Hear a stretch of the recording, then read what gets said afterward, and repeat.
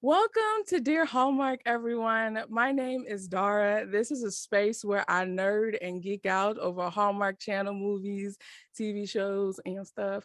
And as you can see, I am not by myself today, or as you can hear if you're listening via podcast. Y'all, I have with me in in the home of Dear Hallmark, one of the titans of the Hallmark universe, one of the high kings of Hallmark Channel. If you were to look up Hallmark Channel in the dictionary, his name would be one of the definitions. He is a husband, a father, an entrepreneur. And one day I randomly called him cousin in a video and it stuck, and I'm grateful he ran with it. Guys, welcome Andrew Walker into the home of Dear Hallmark. How are you, sir? And that's the best compliment, the cousin of Dara. I love that. I love that.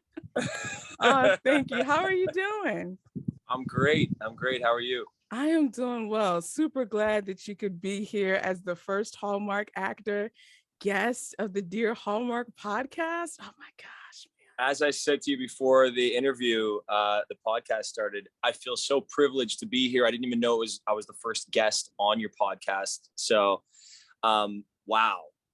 And I'm proud of you. This is incredible. This feels like, it feels like you've been doing this forever for me. Because where I'm looking at it from on my end, you're so active in the community as it is. So, I thought this had been going on for a long time, but I guess this is it. We're kicking it off. We're kicking it off, cousin. Thank you so much. Thank you so much. Thank you, cousin. Absolutely.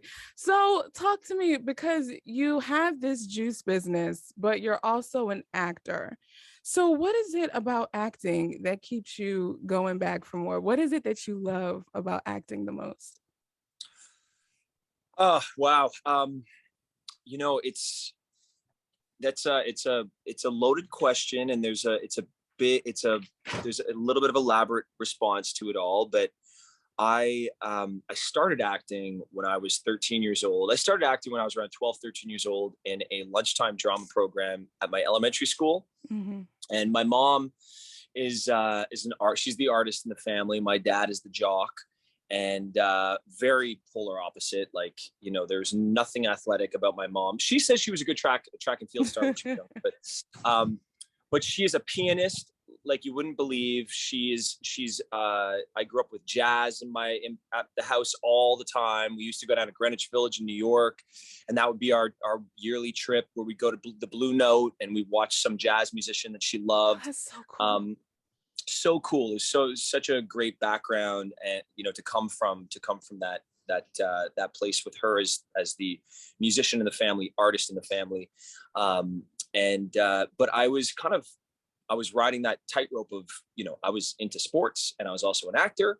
And then I got really, really into football when I was around 13, 14 at that same time.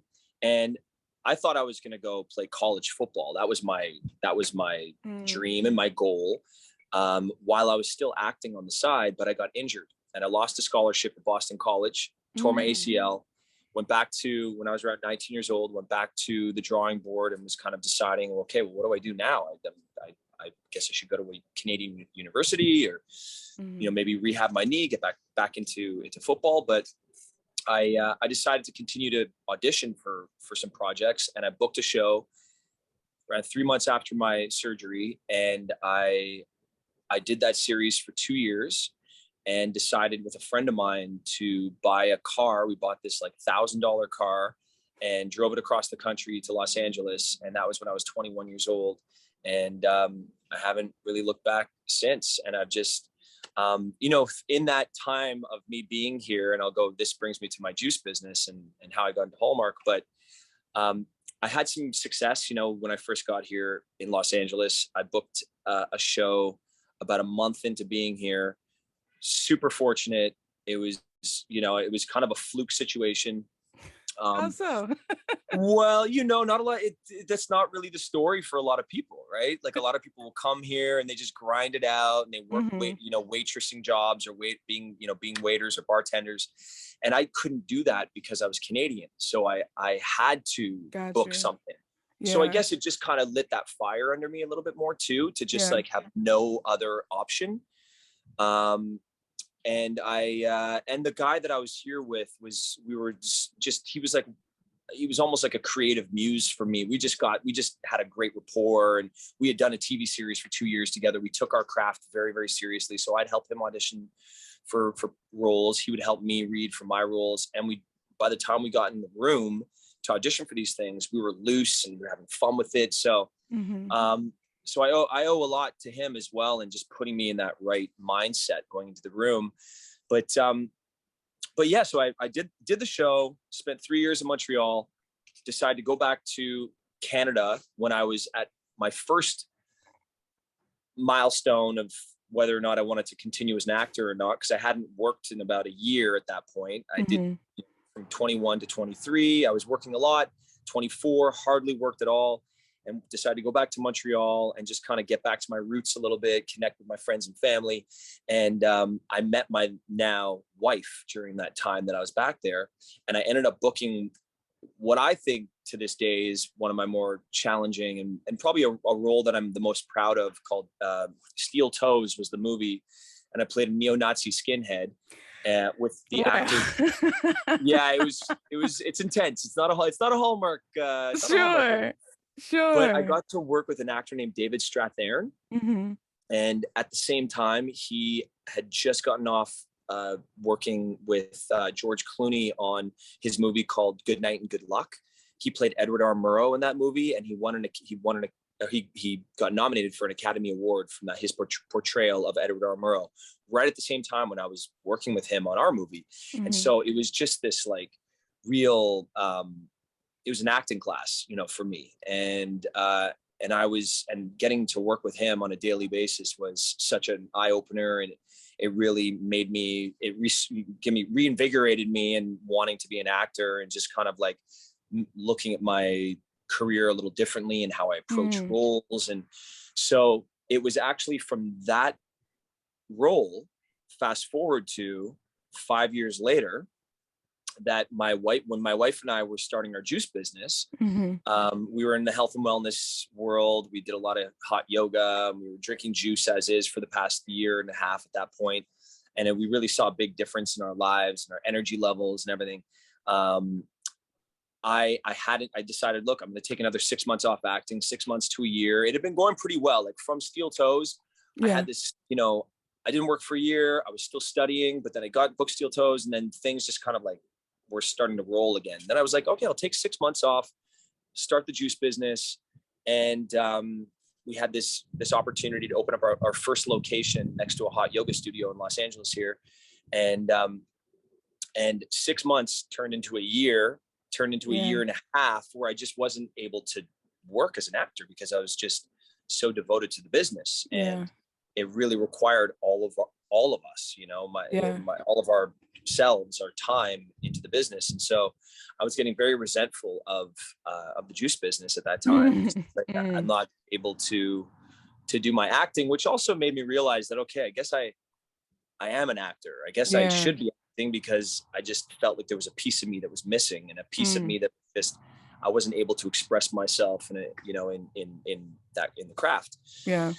And so I got a call from a manager randomly, and he's like, "Hey, Andrew, you got an offer from the Hallmark channel to do one of their movies." And I was like, "Hallmark channel? What's Hallmark? Don't they do greeting cards? I didn't even know they did movies."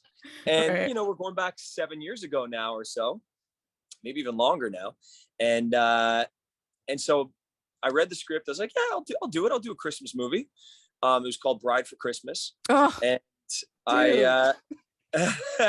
that movie right there, man. That's it, man. That's it. I don't mean to cut you off. I'm sorry. That movie is hilarious. Hilarious. Love it. Easily one of my favorites of yours for Christmas. I'm sorry. Go ahead, as you are. I hear that a lot. And maybe that was just, me coming in with just a completely new perspective and just doing what I do normally. But I was asking the director, I was like, "How did this come about? Like, what happened?" He goes, you don't know how you got here?" It's like, "No, what happened?" His name was Gary Yates is the director. Okay. And Gary was coming fresh off the indie world as well. He had done a lot of, which is funny, like a lot of these directors that I work with and producers on Hallmark, they come from the horror world, a lot of them. Wow. And yeah, it's interesting. I guess also because they do a lot of these people come from the indie film world as well, because it's short shoots and they have to know a lot of these indie directors are also editors, and they're really savvy when it comes to just putting the project together and knowing what they need and what they don't need, cutting the fat, just making sure that we're like meeting our days. That's the most important thing. It's 15-day shoots. So I asked him, and he goes, "You don't know how you got this role? I saw your performance in Steel Toes, and I said, I want to work with this guy." And I'm like, "Gary, I played a neo-Nazi skinhead who kills Right. this man at the beginning of the movie, and then I'm put in prison, and you see my character just unravel and, peel away the layers, and like, so how did I won't ask any questions, but I thank you and I appreciate that." But then from Bride for Christmas, they just kept on calling. 3 months later, I got another call. 3 months after that, I got another call. And then, I really started to embrace and love, because the very beginning, my first 4 or 5 movies, I was like, okay, cool. I've done Hallmark movies now. I think I want to go branch out, do some other things. But they kept on calling. And then I was like, this is a good gig, man. Like I have a lot of friends that work on TV series that are, it's really heavy subject matters. And they come back from a 12-hour day or 14-hour day, and they need therapy. Like they've gone to a really dark place. Yeah. Whereas here I am leaving for 20 days a few times a year, and I get to be a dad. I get to be a husband. I get to be not in that order necessarily, but I get to help my wife build our business more. Yeah. And it's just the greatest balance that I could ever dream of in my life at this stage of the game. And I could see that with whatever role that you do, that you genuinely love it. Like there's such a authenticity and a genuineness, if that's a word, that you bring to a role. It's like, oh yeah, Andrew is a baseball player. Oh yeah, he owns a retreat center. Oh yeah, he can be a corporate attorney. Like I could like what you said. Like I could totally see that, which with each role that you bring, like that. Thank It's you. amazing. It's amazing. Uh, yeah, Absolutely.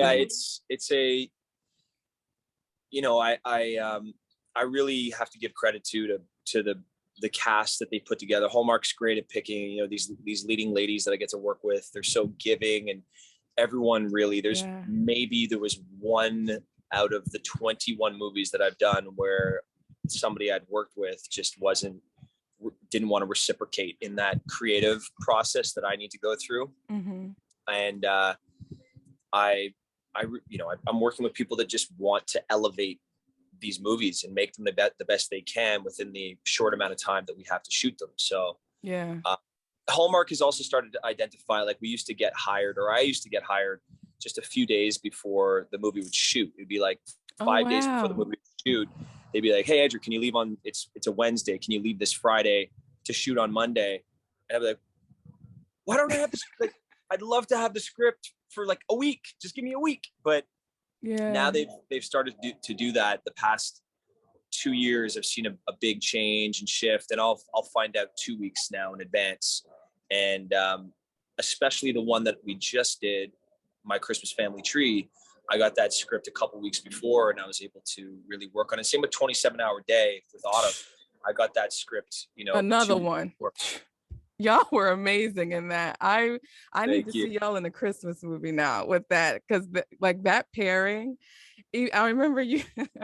I did that video where I was like, I know Cousin Andrew finna kill it. I don't know if they had like you and Autumn paired before. That was you guys' first time working together, right? With the 27-hour known day. each other.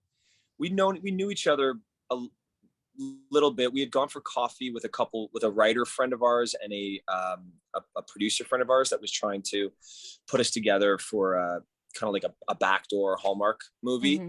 And I don't know if you like I say backdoor, like they would shoot it as an indie style, and then a lot of the time Hallmark will acquire, But so we went for coffee just 6 months after we were into the pandemic, trying to get this other project off the ground. And her and I got on some FaceTime calls as well. So we knew each other, and I'd seen her at parties and stuff like that, but I loved it. Working with Autumn was such a gift. It was amazing. She's so cool. And she's in constant exploration for more purpose in her life and more meaning and just connection. And it's she's great. So we kind of vibe out on that. Yeah, again, I could totally see that. That movie was awesome. So, do you see yourself, just like you said, you were into wellness, and that you were in that space, and that's what kind of was the catalyst for you and your wife to get into the juice business. Do you see yourself exploring any other interests outside of acting and wellness?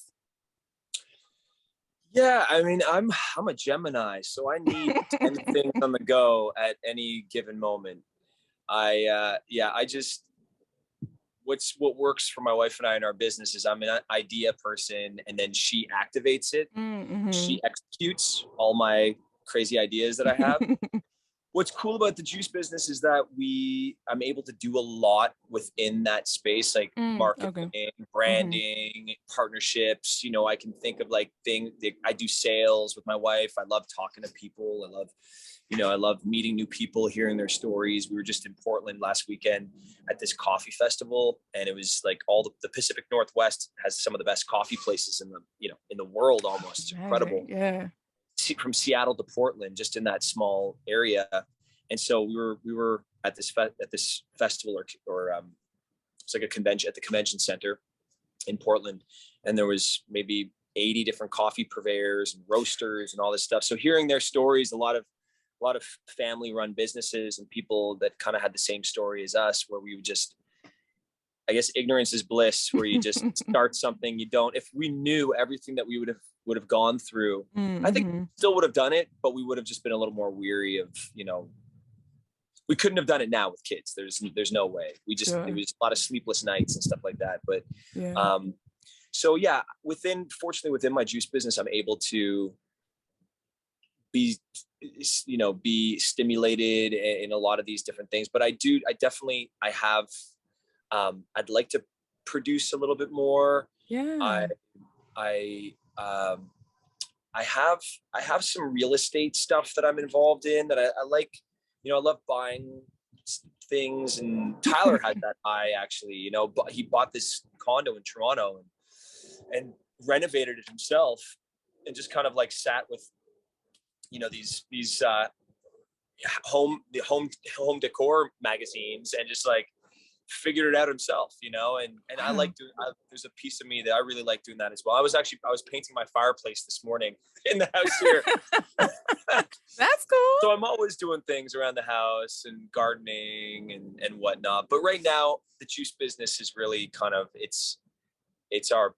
we're right on the verge of potentially leaving it, maybe like in the next few years. Oh, wow. So we have a lot of different products and line extensions of things that we're doing, and that's been keeping me really busy. So, Word, word. Random question. Would you ever consider doing a like a mystery series with Hallmark? oh yeah, absolutely.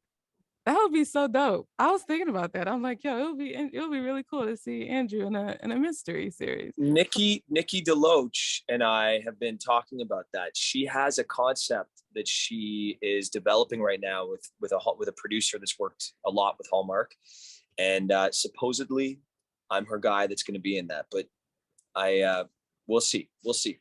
I'm raising hands to the roof right now because I just got into the mystery world. I'm very much a sap, which is why Hallmark is my best friend. But with like watching watching these mysteries, I've been able to get into it because I'm not a horror person. I'm not a thriller person. That's not my jam or jelly. But Yeah. Hallmark is able to do it in a tasteful way where I can sleep at night. You know what I mean? So Yes. Yes. I appreciate that for real. And I love now, like when you look at my Christmas family tree, Hmm. we're able to go even like a little deeper into these subject matters that normally Hallmark wouldn't be venturing into, which is Yeah. also what really excites me. Like comedy, you're able to push the comedy a little bit more. We're able to be a little bit more dramatic. It's nice. It's fun what they're doing. So talk about Because you said that you had the chance with My Christmas Family Tree to read the script and really go through it. What was that process like? Because watching this movie, my stomach was in knots when like you when Amy Teagarden's character Vanessa, when she found out the bit of conflict that happened, and then the fact that it carried on throughout the rest of the movie, my stomach was in knots waiting to see what it was going to be like when the family found out. What was that like for you reading that? What was that experience like for you? Well, at first I was like, how can they make this mistake? This is crazy. Right. I'm like, this can't be, this can't be real. Mhm.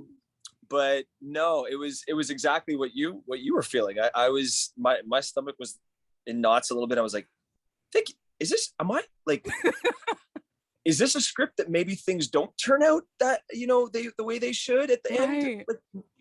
Like, like they normally do in Hallmark.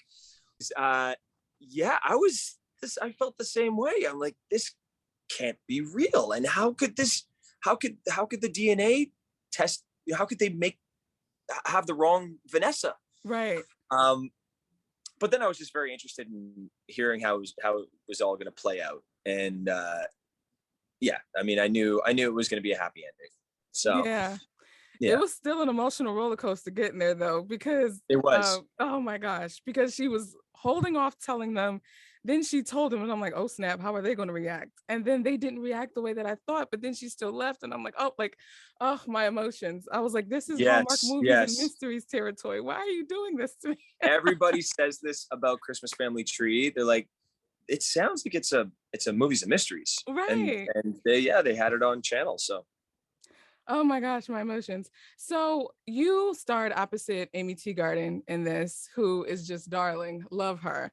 And you mentioned how these are normally short shoots. So first, let me say this. Some of my favorite scenes with you guys where I literally laughed out loud. That one scene where the two of you were standing in front of the Christmas tree and she realized that she forgot to get the family gifts, and they were like, oh yeah, I'll take you. I was like, oh no, not like a date, like not like that. And then you guys had this awkward exchange and you just like left.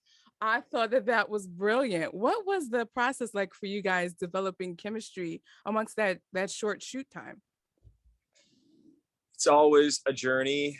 Sometimes it's easier, with depending on the person I'm working with. But Yeah.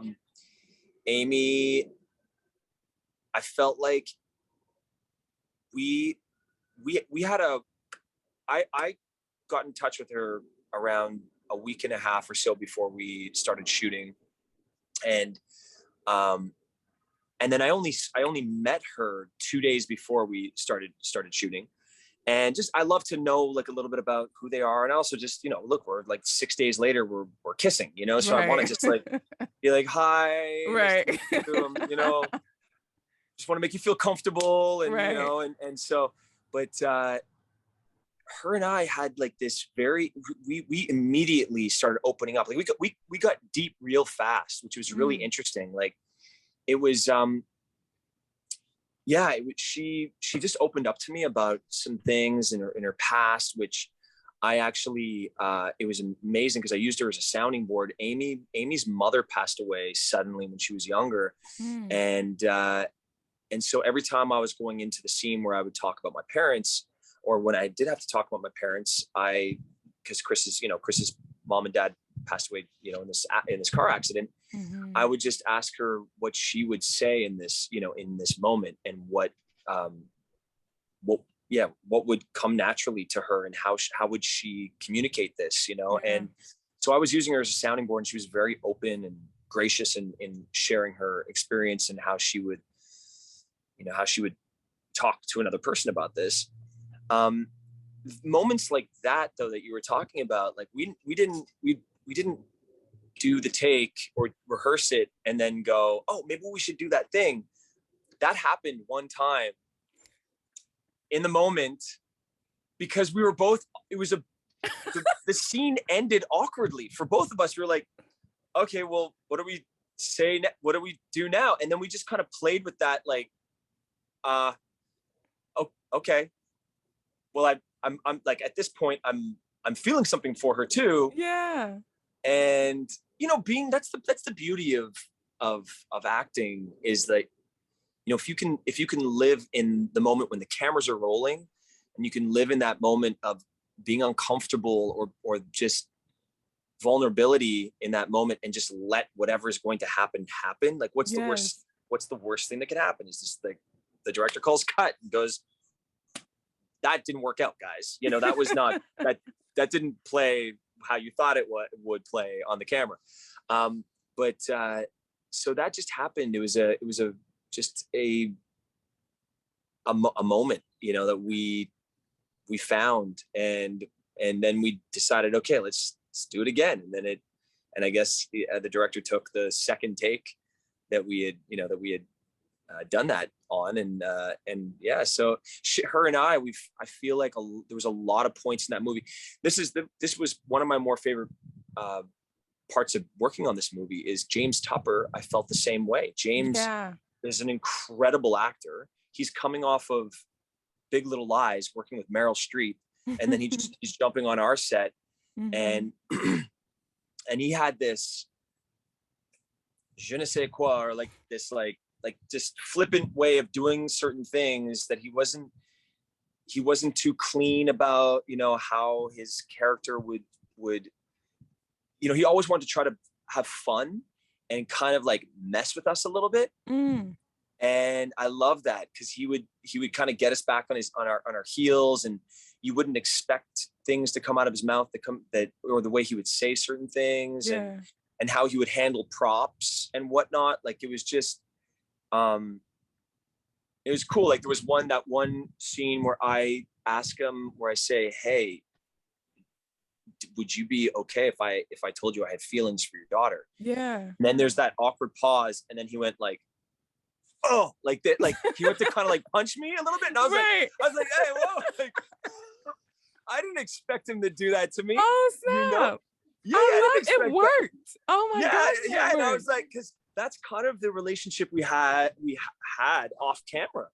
You know, I would just kind of like push him a little bit, and he'd be like, "Oh, you're strong, you're tough, hey, tough guy." I'd be like, "Yeah, oh, you're tough too, hey, James." We're like, you know, and so we would just mess with each other. But I found out 3 days into working with him, I don't usually look people up before I work with them, and I don't watch a lot of TV, which is terrible to say. But 3 days in working with him, my wife called, and I was like, this guy is great. His name is James Tupper. We're having a lot of fun. He's like, I can ad lib with him. I can throw lines at me. He's like, does the same thing with me. And it's just been a lot of fun working with him. And she goes, wait, say his name again. I said, James Tupper. She goes, I recognize his name. And my wife, as much as I don't watch TV, she watches double, you know, less than me. And so she goes, Andrew, I think he worked with our girlfriend Emily, and our good friend from Canada. Her name is Emily Van Camp, and she was on this show called Revenge. And nice. I watched that. Oh, you did? Yeah, that got me through graduate school. Absolutely.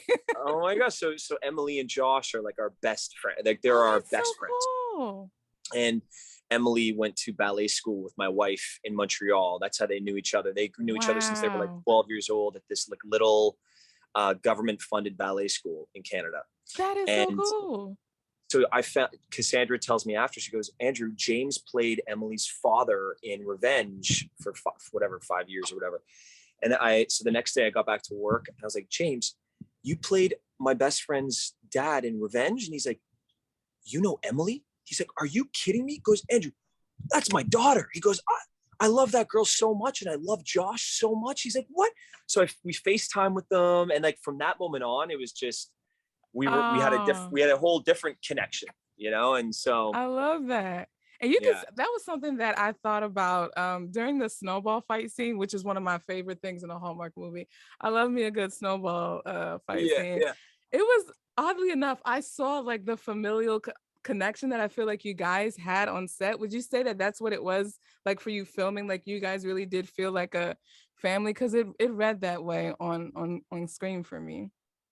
Every day. Yeah, it was, we had such a good time. We had such a good time, and we were all pushing each other a little bit with our scenes and in the moment, and just yeah, no, that's exactly how it felt. So this movie, oddly, like I was surprised. I'm like, did Hallmark read my journal or something? Because like with this movie, I'm one of the ones, I've always wanted a big family. It's just like me, my dad, my mom, and and I don't want to say little, younger sister. Um, and so watching this, was there anything in the script that that resonated with you personally, or that you connected with this movie? For sure. One, the music. My family, every time we get together when I was growing up, it was always, we'd have dinner and then immediately go around the piano. So and we would just spend the rest of the night just drinking wine and hanging out at the piano. Yeah. And my aunt was an elementary school music teacher. My mom was an incredible pianist. My mom unfortunately has pretty progressed Alzheimer's, but Oh, wow. but I'm she, sorry.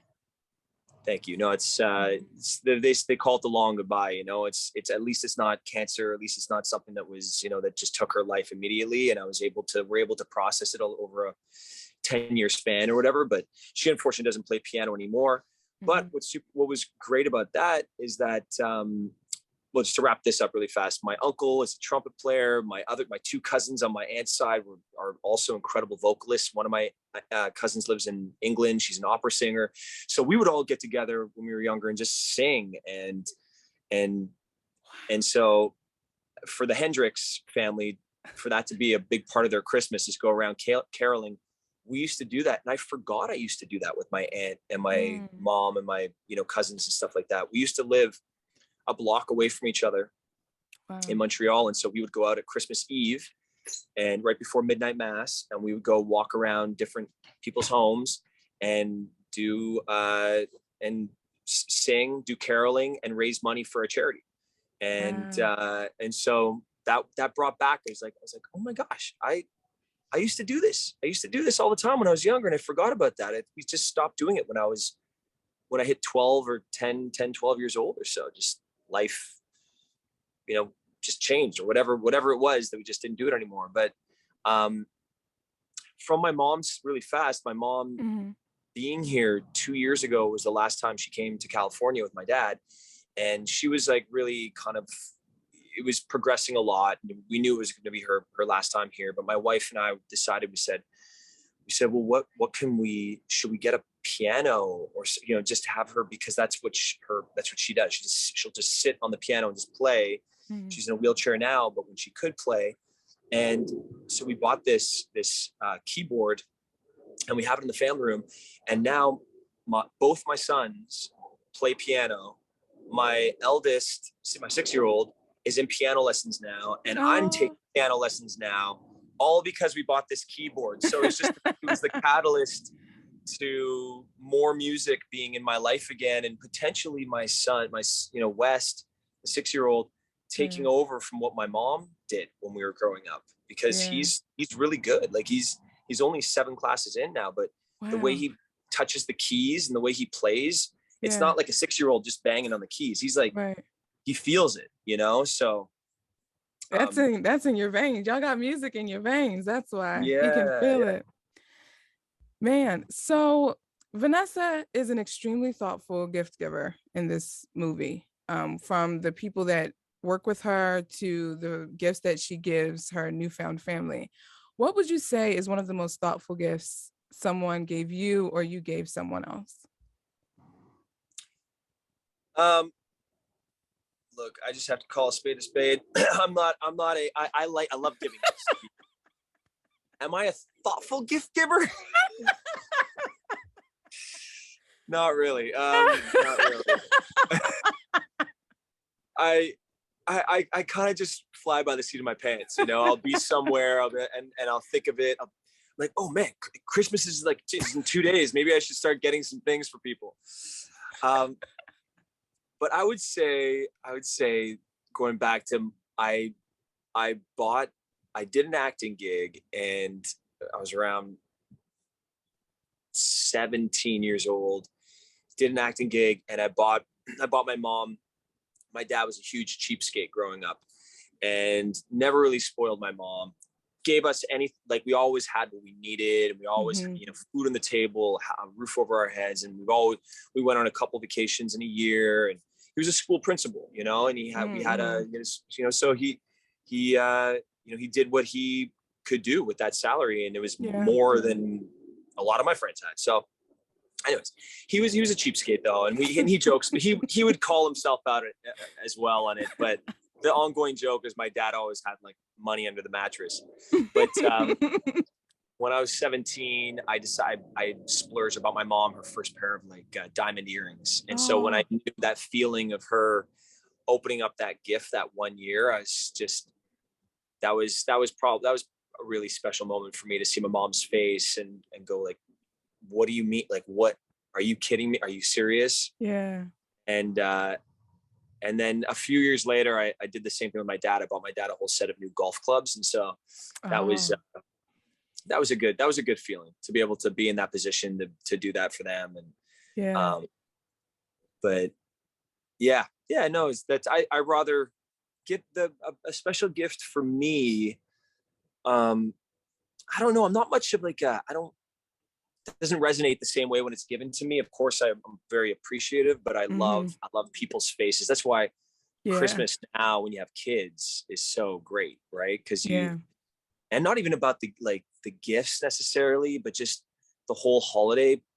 And that's one thing my wife and I are very we see eye to eye on, is that our kids don't have a Christmas tree. They're just like filled with Christmas gifts. It's like specific things. It's Christmas, you'll get a couple gifts, but for us, it's really about, helping other people, be more grateful, giving more gratitude, trying to, give back where we can. We always tell our son, we started doing this when he was 3 years old. We said, okay, Wes, it's Christmas time for you to put all the toys aside that you don't think that you need anymore, that some other little boy or little girl is going to need, that will want, or that you feel like you want to give to them, and you choose and you put them aside. And so we have him every year put aside a certain amount of toys that he feels like he's grown out of, or he just doesn't need anymore, or he's not putting to use. And we want him to know that Christmas is about giving, and giving back is not receiving, Yeah, that's so awesome to teach the children while they're young, so that they can grow up with that already in their mind and be, that's awesome. So this ice skating scene, do you really know how to ice skate? Were you, or was that you like being for real, like tripping on the ice the way you were? No, I play hockey. I'm a good skater. Word. Okay. Word. Okay. I grew up in Montreal, Canada. I have to skate. That makes sense. Now I look like a newborn baby calf if I were to be on ice skates. I tried in college. I was like, let me just get out of my comfort zone and just go. They had the ice hockey rink open randomly for like a late night skate, so that college students, if they wanted to blow off steam or whatever, they could come. And so I was like, all right, let me try it. I hugged the wall the entire time. Did you? It's a very strange like movement in a way. It's like a strange thing to put blades on your feet and like go on ice. When I haven't skated in 6 months or so, when I get back into my hockey league, I'm used to being on ice, but I never really I didn't play league hockey growing up. I played just at the outdoor rinks in Montreal, just like Philadelphia, right? There's like outdoor rinks in the wintertime and stuff, but Montreal just stays a little colder. We have probably another month or so, to skate on the outdoor rinks, but in the wintertime. But I always feel like a little rusty when I get back on my skates, because it's just a strange feeling. Strange feeling. It is. But Amy was actually really good. Amy is a good skater as well. Wow, y'all are some talented actors, because you fooled me. That's why I wanted to ask you. I guess wonder how real this is. we both didn't bail because we just knew how to get our feet under us again. So I think that helped. So what would you say was your favorite scene to film while you were shooting My Christmas Family Tree? I would say It was the second day of shooting. Was it the first or second day? I think it was the first day, actually, that we were shooting the Christmas tree cutting scene, or where we found the Christmas tree when we go to the Christmas tree farm. Yeah. And it was the first day that it was the day that I started to ask Amy about how she would react to this, me telling her about my parents passing away in this car accident, and like how she would say it to me. And so I love that day because Amy was just, she went there with me, and she was gracious enough to just kind of like tell me how she would say it. And then I said it to her a few times on camera, and then she was like, yeah, that works. That's how I'd say it. And I was like, anything more? Would you do it? She's like, no, that's how I would do it. And so I love that day just because it felt like we were really collaborating together on for this moment to work. Yeah. And I also, just from a comedy standpoint or perspective, the scene where she shows up on Christmas Eve and the whole family's there, and seeing her go around, being in the room, in the scene, watching her reaction to everybody. Yes. I was like, this is great. I feel like I'm like a fly on the wall here, but I'm watching this all play out, and all the family and every single, it was fun. That was a fun scene to be a part of. Oh man, I felt the angst through the screen. I was Right? like, woof. I had to hit pause. I'm like, oh, I feel it, Amy. I feel you, Yeah. sister. Like, as she was going around, he was telling everyone's name, like the names. This is Auntie Rachel or what have you. Man, that was insane. And we know, because Christmas is it's one of those things. Like I go back to Montreal with my wife, and it requires so much energy to just give yourself to all your friends, all your family, all my wife's friends and family. And we're trying to balance it all with kids. Yeah. And so we've all been there before, where we've just been part of something, a part of a Christmas or a holiday, where we're like, oh my gosh, I have to see everybody. When it's your own family, it's a lot, let alone her being, this new addition and meeting all these people. And so it was awesome to see her reaction, with it. It was so authentic. Yes. You know what other reaction came up on Instagram? There was this gentleman during this scene where you guys were at like a rest stop on your way to the Hendricks house. And this guy came out and gave you your eggnog lattes or peppermint lattes, I believe there were. And his face looked vaguely familiar. From my notes here, I think his name is Tyler Hines. Have you heard of him? Yeah, I have. He was just like coming up on the scene.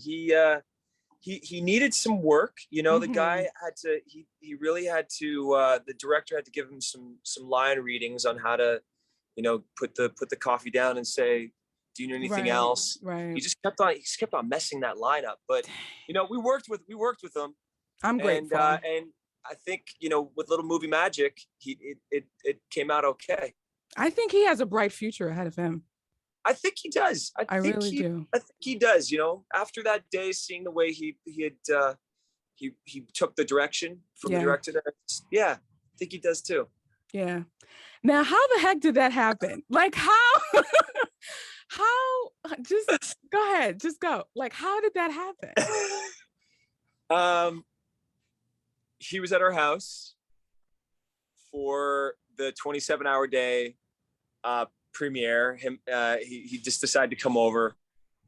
West is like, he loves Tyler. He's like, cool cousin Tyler. Tyler comes up on his Harley Davidson, like this, this loud Harley. He comes in with the toothpick and his jacket. And he's like, hey, what's up, buddy? What's up, dude? Tyler with his energy stuff. And so he came over, had a bite to eat. We had a barbecue. And then him and I, we were joking. We're like, hey, man, it'd be fun for you to come over and watch the 27-hour day with me. We'll do a little picture. And then we decided that's when it was always you. We decided we had popcorn, and we're like, oh, let's do something from It Was Always You. Let's like put our hands around each That was other. so And, brilliant. so we decided to do that. And then it was actually that night that I was like, hey man, so do you know when you're going up to Vancouver for this next job? And he tells me his dates. And I said, Tyler, I'm going to be there the exact same time shooting a movie. He's like, well, we got to do something, man. We got to I have to come to a cameo on your movie and you have to come to a cameo on my movie. And so his cameo happened. And you guys will be, who knows what's going to happen in his movie. Hold on now. Oh, snap. I was just saying this in one of my podcast episodes, like my trifecta would be you, Tyler, and Paul Campbell in a movie together doing like 3 Men and a Baby or something, or just like goofing off. I feel like that would be. I love that you say 3 Men and a Baby. I've said this a few times to Hallmark. I'm like, guys, I would love to do a male-centric movie about 3 men and a baby. And I said that exact movie. I think it would be great. I think Hallmark, viewers would like it, right? Oh yeah. I'll be number one on the campaign trail for it. Absolutely. Absolutely. So to close this out, I did a post in honor of my Christmas family tree, making my Hallmark Christmas family tree, where you would be my cousin. You and Paul Campbell are my cousins. Christopher Palaha and Andrew Francis of Chesapeake Shores are my brothers. Jill Wagner is my older sister. Barbara Niven from Chesapeake Shores is my mom. And then this young woman from Holiday in Harlem, I forget her name, but she played the grandmother. She would be my grandmother. So I want to ask you, Sir Andrew of Walker, who within the Hallmark universe, if you were to make your Hallmark Christmas family tree, who would be on your Hallmark Christmas family tree? Wow. Well, geez, that's a very good question. I would say Aaron Krakow would be my cousin. Tyler would be my brother. Paul would be not Paul Campbell, but Paul Green would be my other cousin. For sure, Nikki DeLoach and Bethany Joy Lenz would be my two sisters. I'd have a big family. I'd have a big family. Yeah. And my who would be my mom and dad? Well, I'd say, James is a little too young to be my dad, but because I just worked with him and we really did have this like father-son relationship and I love working with him, I'd say he'd be my dad. And I don't know about my mom. I don't know. Maybe I'm a single dad son. Yeah. That's a good tree. That's a good tree right there. Well, thank you so much, Andrew, for coming into the home of Dear Hallmark. We have to-go plates for you wherever, that's the thing I say with my podcast is like, come on in, take your shoes off, hang your coat up. There's a plate on the counter for you. Thank you so much. And is there any kind of parting words you want to leave to the listeners or those watching about whether it's your movie, about Christmas, about the holidays, anything you want to say, anything you want to leave with the people who are watching and listening? Well, I appreciate you, Dara. Thank you so much for having me on your first podcast. I really, really appreciate it. I would say just, we're right at that time of year right now where I just want to wish everybody a happy holiday. And just, I think, if anything this year, just have gratitude, right? Have gratitude because we've gone through a big 18 months to 2 years, and I think that a lot of people's priorities have shifted and for the better. And I just think, squeeze your loved ones more this Christmas than you ever have before. And have gratitude, and that's all I can say. Yeah. Well, thank you. I think that's all that needs to be said around this time for real. Yeah. Well, you guys, that's going to conclude it for this episode of Dear Hallmark. You can check the show notes or the link in the description box for other Dear Hallmark happenings. But I will talk to you guys in the next episode.